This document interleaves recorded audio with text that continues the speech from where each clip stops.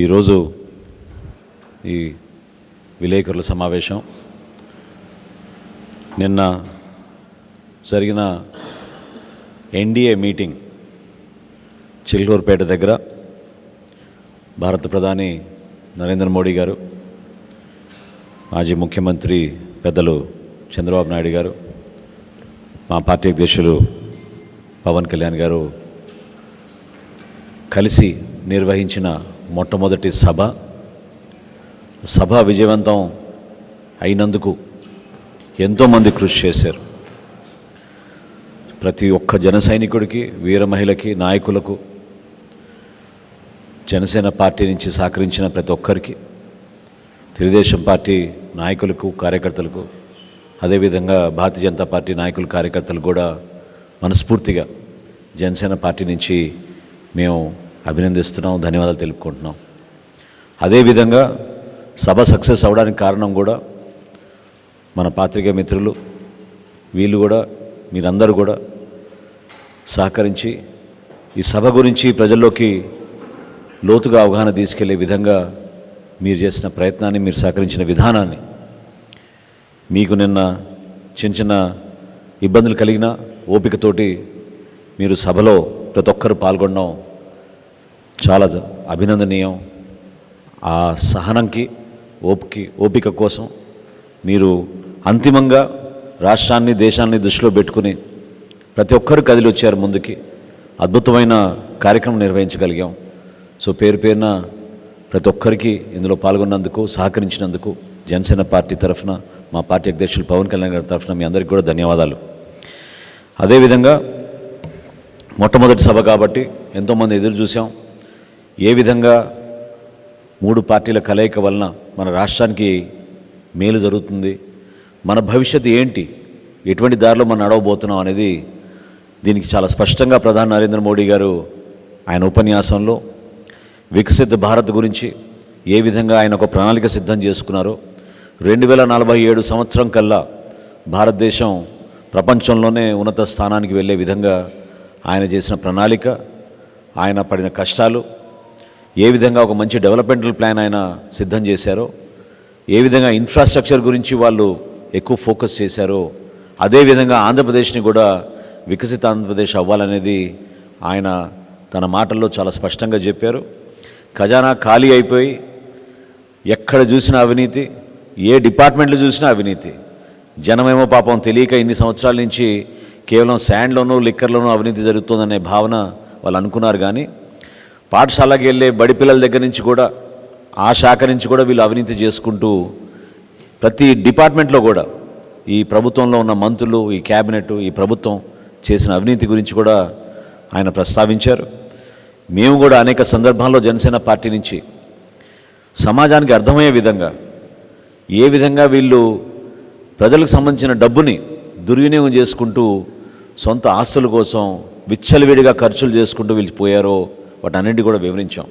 విద్యాశాఖలో జరిగిన అవినీతి, 3వ తరగతి పిల్లలతో టోఫెల్ ఎగ్జామ్లు రాయిపించడానికనే ఒక ప్రణాళిక, ఎవరు ఊహించని విధంగా 35,000 కోట్ల రూపాయలు భూసేకరణ కోసం, జగనన్న కాలనీల కోసం వీళ్ళు వెచ్చించిన విధానం అందరం కూడా చూసాం. ఈ రోజుకి కూడా 91,000 కోట్ల రూపాయలు వీళ్ళు తీసుకొచ్చిన అప్పుల్లో ఎక్కడ పోయిందో ఎవరికి అర్థం కాని పరిస్థితి. ఈ రోజుకి కూడా అసలు వాలంటీర్ల వ్యవస్థ నిర్మాణం చేసాం, 2,60,000 మందికి ఉద్యోగాలు ఇచ్చామని చెప్పి అందులో 1,00,000 మందికి వివరాలు లేకుండా వాళ్ళ పేర్ల జీతాలు తీసేసుకొని సంవత్సరానికి 60 కోట్ల రూపాయల చొప్పున వీళ్ళు అవినీతికి పాల్పడుతున్నారు.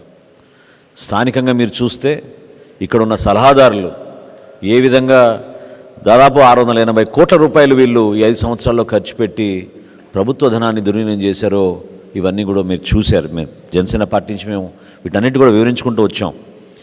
మేము కోరేది ఏంటంటే, ఖచ్చితంగా రాబోయే రోజుల్లో మన దేశానికి నరేంద్ర మోడీ గారి నాయకత్వం ఎంతో అవసరం. వారి అనుభవంతో, వారికి ఉన్న పట్టుదలతోటి, వాళ్ళకున్న దూరదృష్టితోటి, విజన్ తోటి ఒక అంతర్జాతీయ స్థాయిలో ఆయన ఆలోచిస్తున్నారు. కాబట్టి తప్పకుండా ఆంధ్రప్రదేశ్కి ఆ విధంగా అభివృద్ధి జరుగుతుంది. మనం చేయాల్సిన అనేక కార్యక్రమాలు సంక్షేమంతో పాటు అభివృద్ధి అనే దానిపైన ఫోకస్ చేసుకుంటూ ఖచ్చితంగా ప్రభుత్వాన్ని ఏర్పాటు చేస్తాం. అందులో ఏమాత్రం కూడా ఎవరికి ఎటువంటి డౌట్ లేకుండా క్షేత్రస్థాయిలో అద్భుతంగా ప్రజలు స్పందిస్తున్నారు. ప్రతి నియోజకవర్గంలో కూడా ఇట్స్ ఓన్లీ అబౌట్ మెజారిటీ తప్ప గెలుపు ఎవరనేది ప్రజలు చాలా స్పష్టంగా నిర్ణయం తీసుకున్నారు. ఎన్డీఏ కూటమికే ఈ గెలుపు అనేది. Bharatiya Janata party, Telugu Desam party, Janasena party కలిసి ఈ కార్యక్రమాన్ని ప్రజల్లోకి అద్భుతంగా తీసుకెళ్లే విధంగా మేము కృషి చేస్తాం. రాబోయే రోజుల్లో నిన్న మీరు చూసిన సభలో చాలా వరకు కొన్ని ఇబ్బందులు దేనివలన కలిగిందని మేము కూడా రాత్రి నుంచి విశ్లేషించుకుంటే ఇది కేవలం పోలీసుల వైఫల్యం, అందులో ఏమాత్రం డౌట్ లేదు. మేము అనేక సందర్భాల్లో అక్కడ స్థానికంగా ఉన్న సెక్యూరిటీ మెజర్స్ పైన, మా కోఆర్డినేషన్లో జరుగుతున్న కొన్ని అంశాలపైన మా నాయకులు అక్కడున్న పోలీసు అధికారుల దృష్టికి తీసుకెళ్ళినా కూడా అసలు ఊహించని విధంగా వాళ్ళు ప్రవర్తించుకుంటూ వెళ్ళారు. అసలు నేను మొట్టమొదటిసారి చూస్తున్నాను, ప్రధానమంత్రి గారి సభకి పాసులు బ్లాంక్గా ఇచ్చారు, పేర్లు లేవు, ఫోటోలు లేవు. అసలు జిల్లా కలెక్టరు, ఒక జిల్లా ఎస్పీ ఏ విధంగా అట్లా సంతకాలు చేసి పాసులు ఇచ్చారనేది ఈరోజు జనసేన పార్టీ నుంచి మేము ప్రశ్నిస్తున్నాం. ఈ చాలా సీరియస్గా తీసుకోవాల్సిన అంశాలు.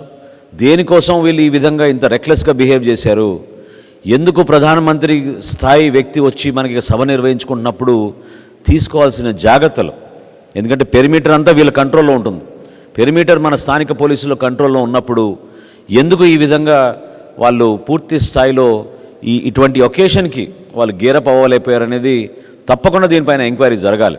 ఈరోజు సాయంత్రం 4ంటికి ఎలక్షన్ కమిషన్కి దీనిపైన కంప్లైంట్ ఇవ్వబోతున్నాం. తప్పకుండా ఎవరైతే అధికారులు దీంట్లో నిర్లక్ష్యంగా వ్యవహరించారో వారిపైన తప్పకుండా చర్యలు ఉంటాయి రాబోయే రోజుల్లో అనేది నాకైతే చాలా బలంగా నేను కోరుకుంటున్నాను. ఇది చాలా తప్పు. ఇది సభ మేము ఏర్పాట్లు చేసుకున్నప్పుడు ప్రధానమంత్రి గారి భద్రత విషయంలో, సభలో జరగాల్సిన సెక్యూరిటీ విషయాల్లో సరైన రీతిలో వీళ్ళు స్పందించలేనిది తప్పకుండా నేను జరిగిన సంఘటనలో అది భాగమే అని నేను మనస్ఫూర్తిగా నేను తెలుపుతున్నాను. రాబోయే రోజుల్లో ఎన్నో అవమానాలకు గురయ్యాం. అనేక సందర్భాల్లో అనుమానాలు కూడా ప్రతి ఒక్కరిలో వస్తూనే ఉన్నాయి. కానీ ఇంత దూరం ప్రయాణం చేయగలిగామంటే దీని వెనక పవన్ కళ్యాణ్ గారి కృషి ఎంతో ఉందని ఈ సందర్భంగా గుర్తు చేస్తున్నాను.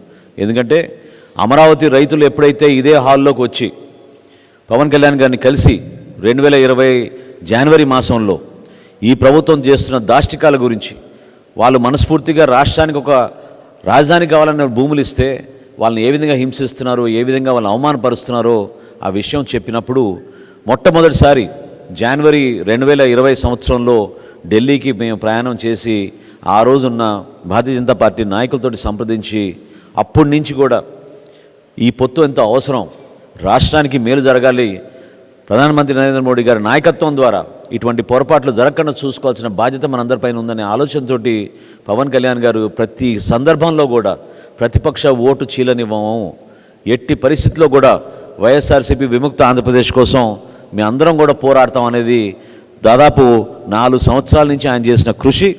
నిన్న వేదిక పైన ప్రధానమంత్రి గారు, చంద్రబాబు నాయుడు గారు, అదేవిధంగా పవన్ కళ్యాణ్ గారు ఉపన్యాసాలు చాలా స్పష్టంగా మన అందరం కూడా చూసాం. దయచేసి రాష్ట్ర ప్రజలు కూడా నేను కోరేది ఏంటంటే, ఈ కలయిక చాలామందికి నచ్చదు.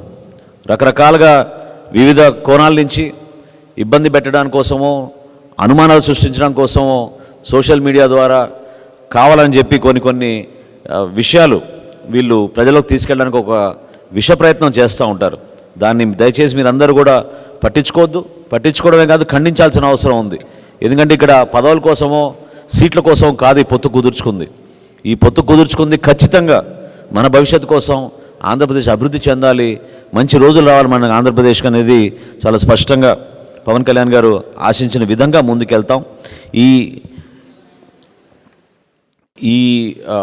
ఈ యాత్ర లేకపోతే ఈ కష్టపడి చేసిన ఈ ప్రస్థానం నిన్న పవన్ కళ్యాణ్ గారు అన్న ముఖ్యమైన 3 మాటల్లో నేను చెప్పి ముగిస్తాను.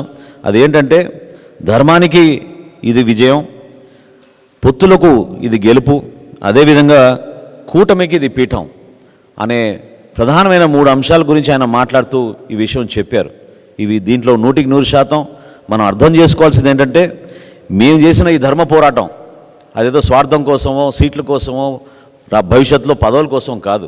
ఈ ధర్మాన్ని నిలబెట్టాలి ఎట్టి పరిస్థితుల్లో.